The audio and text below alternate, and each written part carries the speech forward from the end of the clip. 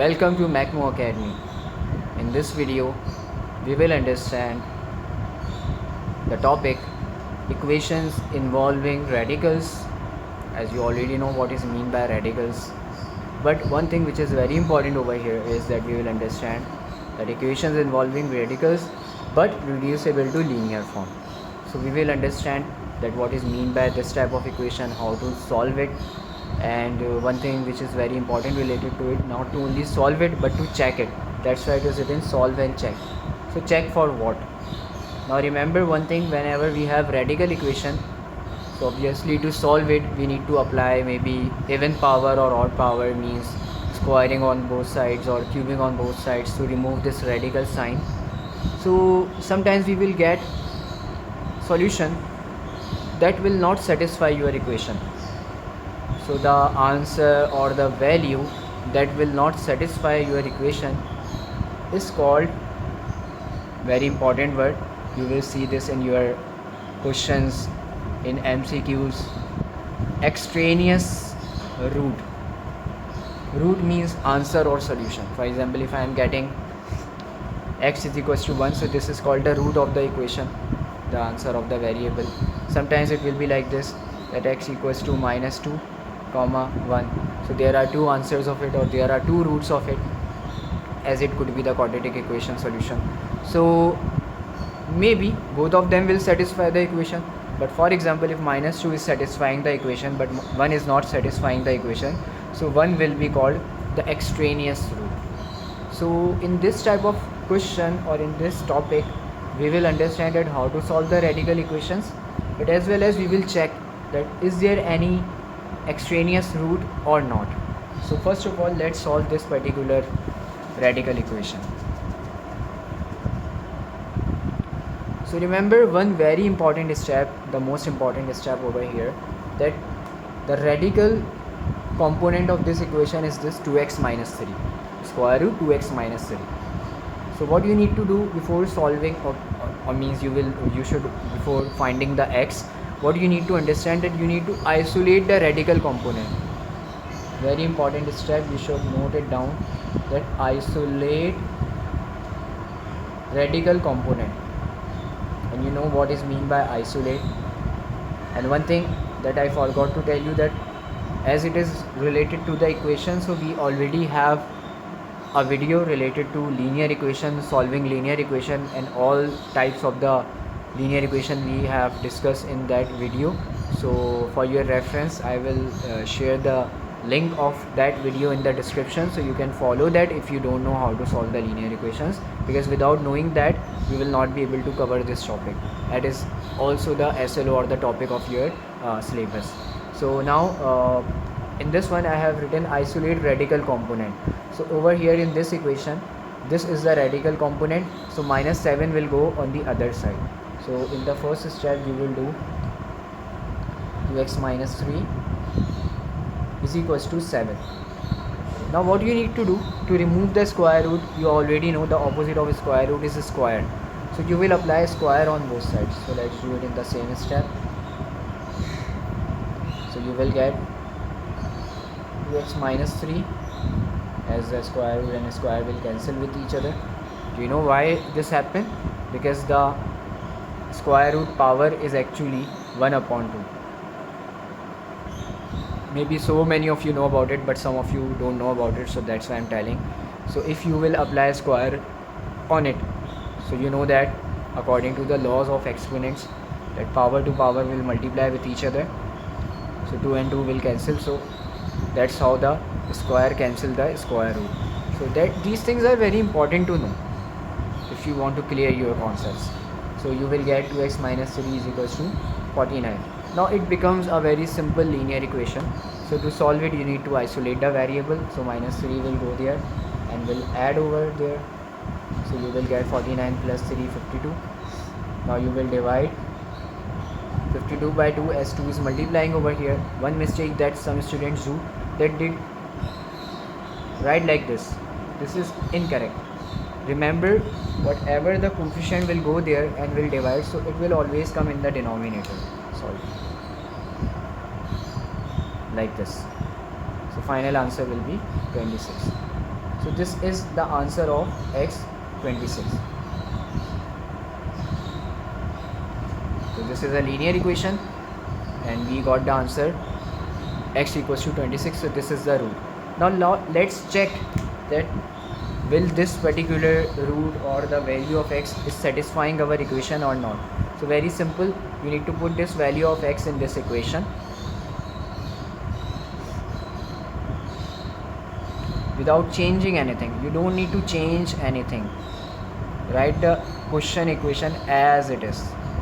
So if you want to satisfy it, if you want to check that is it the correct answer, is it satisfying your equation, so your left hand side should come equal to right hand side when you put the value and you are checking. So you will get 52 minus 3 minus 7 equals to 0, and you know 52 minus 3 is 49. So what is the square root of 49? 7. Wow, so you got it correctly, that 7 minus 7 is 0. So hence it is checked, it is proved, it is verified.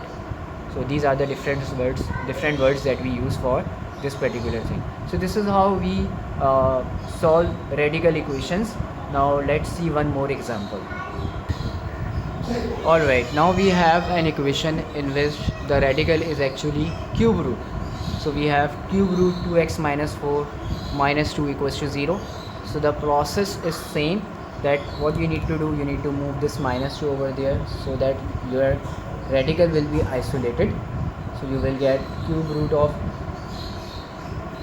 2x minus 4 is equals to 2. Now in the previous question, as it was the square root, so you have done the squaring on both sides. In this one we have cube root, so we will do cubing on both sides. So I am doing it a little bit directly, that when you do cubing on this, you will cut this cube root actually, and the cube of 2 is 8. So you will get finally 2x minus 4 is equals to 8, and finally you will get 2x is equals to 12, and the value of x will be 12 upon 2, 6.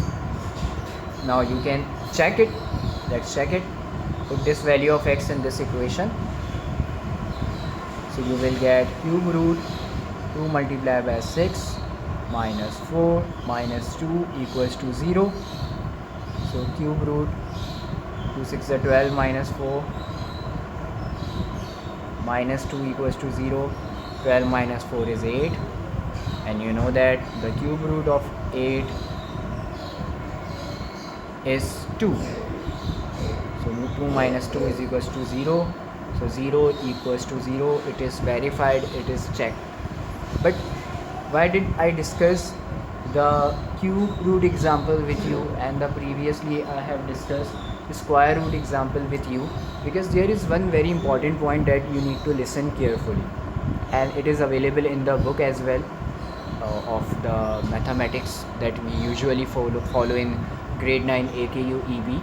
And that point is that whenever we raise each side to an odd power, will always give an equivalent equation. Equivalent equation means that will always satisfy your solution. But remember, whenever you raise your each side to an even power, might not do so. For example, in the previous question, when we have done square root and we applied squaring on both sides, so actually we raised the power to the even power. So even power, and in this one we have raised it to the odd power.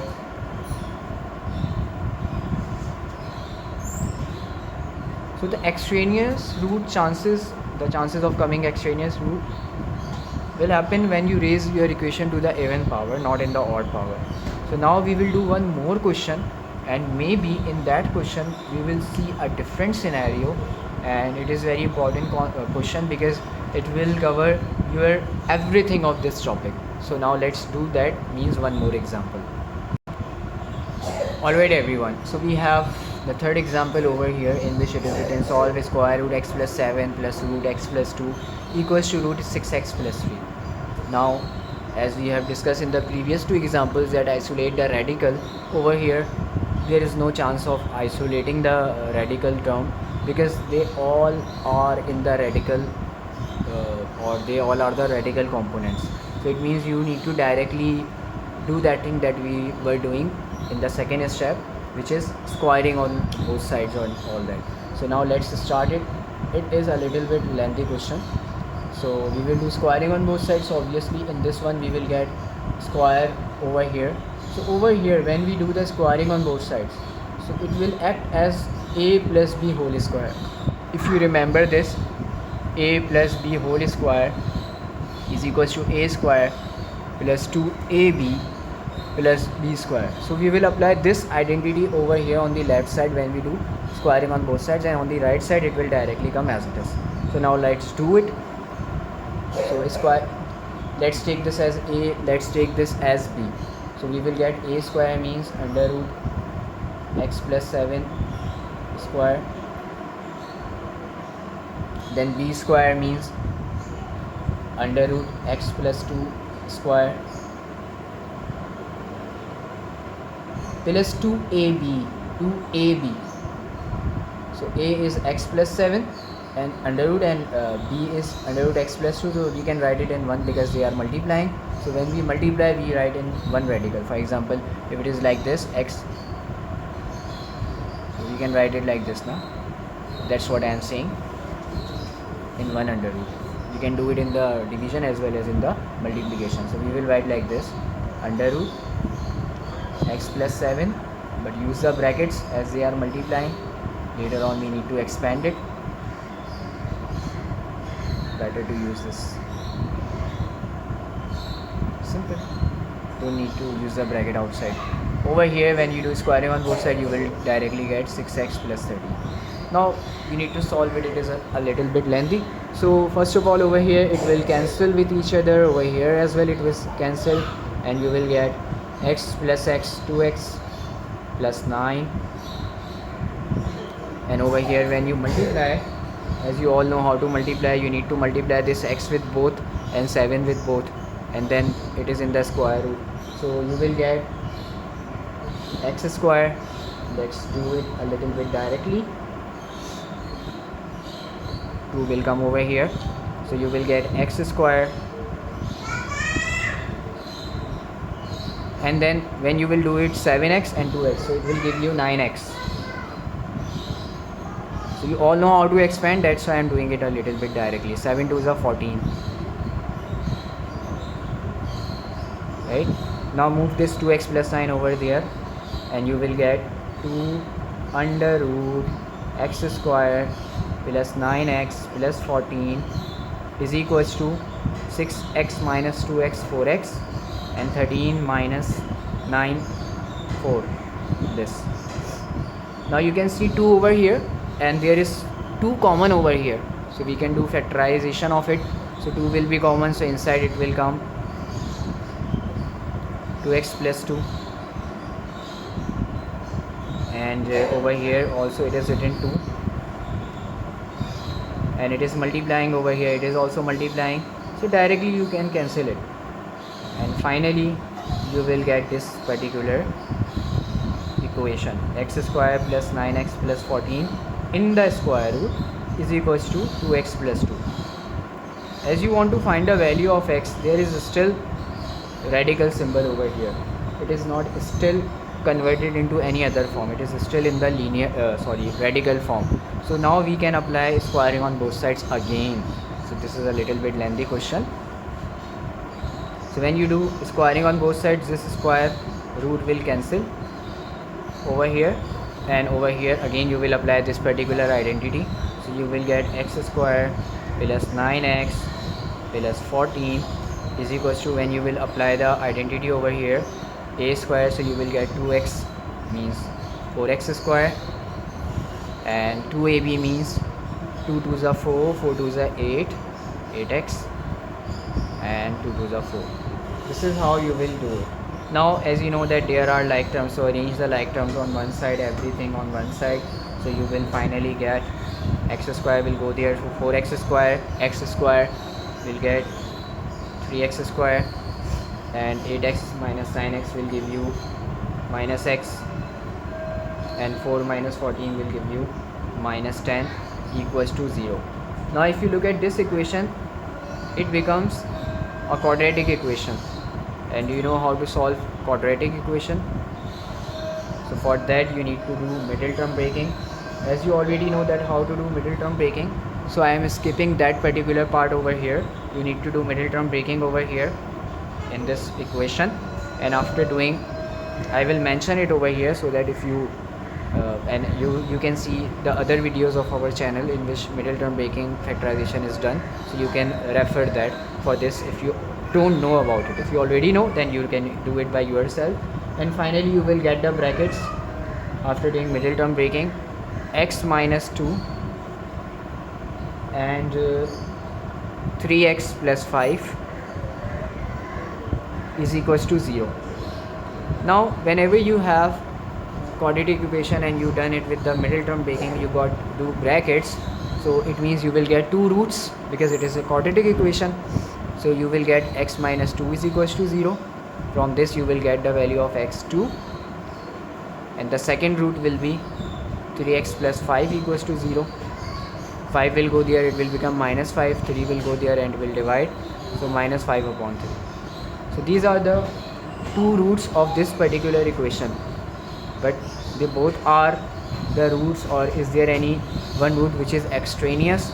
So we can check it by doing what? By putting this particular value of x in this equation. We can check this. So let's do it. By first of all we will put this value of x equals to 2 in this equation. We will get, now we are checking. So for checking it we will do 2 plus 7 is square root 9